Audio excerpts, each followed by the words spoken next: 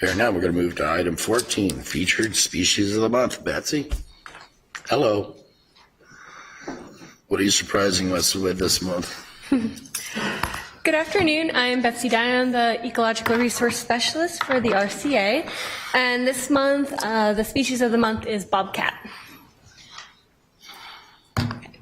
So bobcat is a member of the cat family. It's a medium-sized cat with a spotted coat, bobtail, and it also has tufts on its ears. It ranges from southern Canada in through central Mexico and can be found throughout the MHSCP plan area. It's a very adaptable predator that can live in a variety of different climates, so you can find bobcats in deserts, swampland, forests, and pretty much anything in between.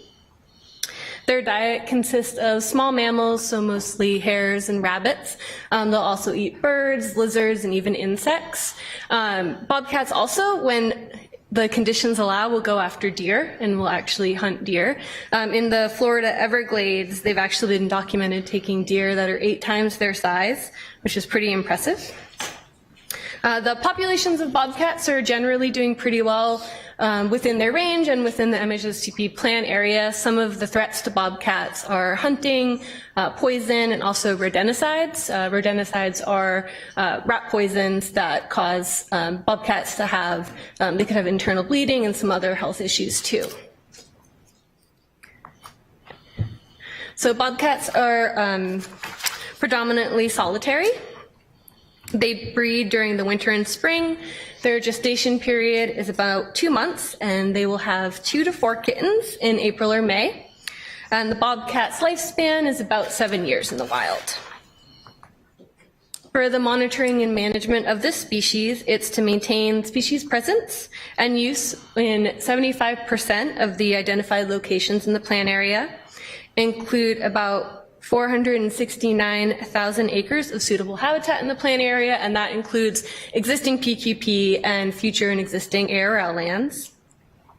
It's also to include in the plan area linkages between the core areas that allow for the dispersal and movement of the bobcat. Bobcats have pretty large home ranges from 25 to 30 square miles, so it's important that these bobcats are able to move throughout the landscape, and this helps them to find prey items, but also so they can find mates and interbreed, and this will make it so there is less of a chance of inbreeding and the population's a lot healthier. So having these connections are really important for a large predator like bobcat.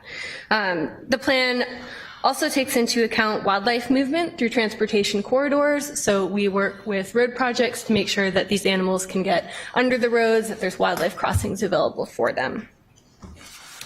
For the monitoring objectives for bobcat, they have been met. The monitoring crew will use a variety of different techniques to find out if bobcats are in an area. One of the best ones is just remote sensing cameras. We also have wildlife guzzler stations, as you can see in the photo. That's one of our guzzlers. So setting up a camera on a station like that is a really good way to see what animals are in the area. And you can see a little bobcat getting a drink there. And the land acquisition is ongoing to complete the reserve, so we're working on getting all those linkages together so the bobcats can move throughout the landscape. So that's all I have for the bobcat today. If anyone has any questions, I'd be happy to answer. Bring it back up to the dais for my colleagues. Any questions? Yeah, we have Temecula in the queue. So approximately how many bobcats are in our region? Do you know that? I don't know. So the monitoring crew, they will do the presence absence survey, so putting out camera traps. In order to determine how many animals you'd have in an area, you'd actually have to trap them and individually mark them. And we haven't done that level of study. There might be a university that has, but I'm not aware exactly what generally what the population size is in this area. But as I said, they're doing well within the plan area and within their range. Okay. Kenya Lake, you're in the queue.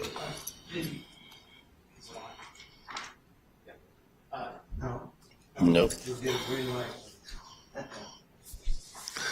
You're number 23 there. Try it. Here we go to it. Green light's on. That From means, over here. are the larger cats, the cougars, pumas, whatever the term is, are they in competition with bobcats or bobcats in competition with them? Not really. So the mountain lions are primarily are going after deer and larger prey items. Bobcats are quite a bit smaller than mountain lions. So there could be some competition between them two for some of their prey items. There's some overlap, but generally because the bobcats are called mesopredators, so they're kind of a smaller predator. They're not quite like the apex predators as like a wolf or a mountain lion would be. So they have their own niche within the environment.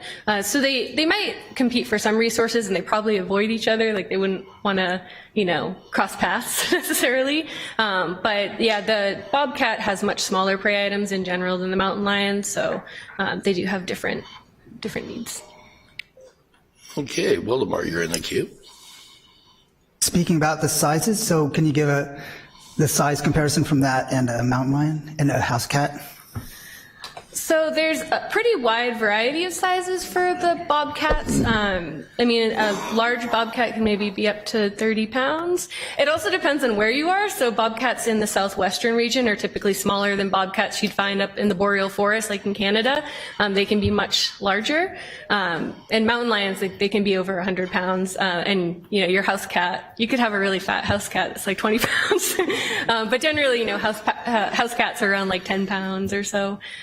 There's overlap in their sizes, but generally like a house cat would be smallest, and then bobcat, and then mountain lion.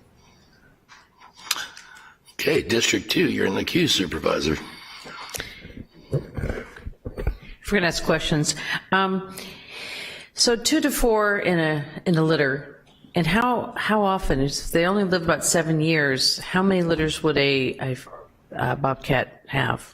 It depends on resources and when they get to the age that they're able to breed. So for most animals that live in the wild, like they would potentially breed every year, but if it's a drought year, we've had a lot of drought years, they might not be as successful, so they might not raise a litter that year. Or in really good years when there's lots of food available, they might even have like 5 or 6 kittens. So it just really depends on what resources are available for them.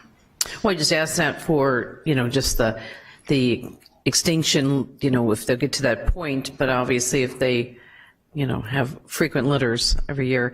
And also, when you say they look for a mate, they're only looking for a mate for that one interaction, correct? I mean, they're not soul mates where they have, okay, so laugh about that. You know what I'm trying to get to? Bobcat.com. I'm just curious on how their environment is as far as reproducing in terms of keeping the numbers up. So for bobcats, they're mostly a solitary species. So there are a lot of other species of animals that do. They'll mate and stay together for many years. For bobcats, they're solitary. So typically with those type of species, they have home ranges that overlap. So you might have one male and then have multiple females that overlap in his home range. And so he would, go and visit all the different females within his home range. Typically like the male during the breeding season wants to have as many babies as he can to spread his genes around. And they do that consciously, right? Yeah, they know what they're doing. Sorry. I think she's the birds and the bees. Bobcats are gigolos. It really is. It's interesting. This is a great question, Madam Supervisor. I know many men that act like bobcats. Very good questions. I love it. Okay, Menifee? Yes, thank you. I just was wondering, thank you for that presentation. I always enjoy these. Is there an area in our reserve where you see them more often than others? Greer Ranch. Yeah, they're pretty much all over. You could find them in this, it's not part of our reserve, but Sycamore Canyon Park, like the city park that's right in Riverside, there's bobcat there. Really? There's bobcat in Box Springs.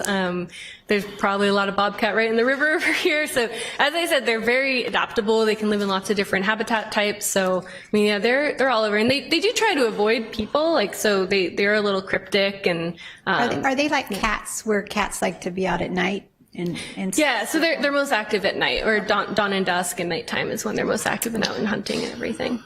Thank you. Okay. So interestingly enough, my granddaughter comes over one day and goes, "Pop up, they had kitties in the treehouse." And I go, "What do you mean they had kitties in the treehouse?" So we go next door and we start looking. Bobcat gave birth to a litter and left it, I guess, to go find food to feed the litter. And was not very happy when she got back and kids were playing in the backyard. And so we called BLM, some other source, and they said, "Look, she'll move them on their own." It took about 3 weeks, actually, for her to move them. And they can be extraordinarily aggressive. They're adorable. They look like kittens when you see them. And I absolutely thought they were kittens. And they weren't. They're bobcats. And so what happens, we found that in a lot of the HOA communities and stuff, what we've done is make sure that people wash their meat packages and other things, because they have a tendency of coming out and raiding the trash cans. And so they'll start looking for their food and foraging for food in trash cans rather than in the open spaces. So those are some great questions today, especially yours, Madam Supervisor. Those were good. I liked them. All right, Betsy, great presentation. We have an sir. We lived across the street from where you live now before that development was done. And there was a lot more bobcats. What was that? Before they built your track. Oh, really? Yeah. I'm sorry. I'm trying to make up for it now. Okay, so thank you, Betsy. Appreciate Thank you. that. Items for next meeting.